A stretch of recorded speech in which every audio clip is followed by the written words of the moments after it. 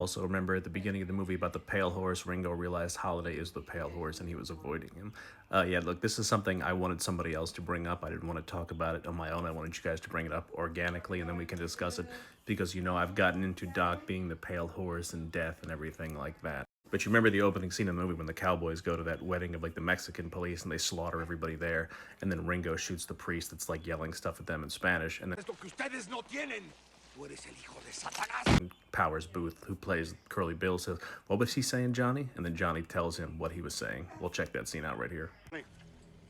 What that Mexican mean sick horse is gonna get us, huh? It's quoting the Bible. Revelations. Behold, a pale horse. The man who sat on him was death. And hell followed with him. This is like the prophecy for the movie, and then at the train station when Wyatt takes out Stillwell, remember, right behind you, Stillwell, and blows him away, and then he cuts Ike's face with the sparrow on the back of his booth, and he says, "You tell him I'm coming, and hell's coming with me." Tell all the other curs the law's coming! You tell them I'm coming! And hell's coming with me, you hear? Hell's coming with me! And then when you finally connect these, you realize what Ringo is saying. It says hell's coming with him, and then Wyatt says hell's coming with him. It's not just Wyatt's fury that's coming with him. It is death that rides the pale horse.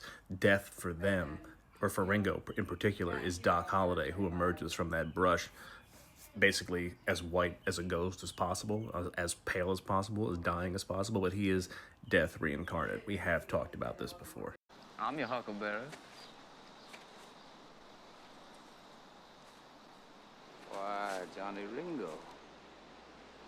You look like somebody just walked over your grave. And that moment when Doc emerges from behind that shadow, it's like Ringo finally remembered the prophecy from the beginning, like the way he just stops, right?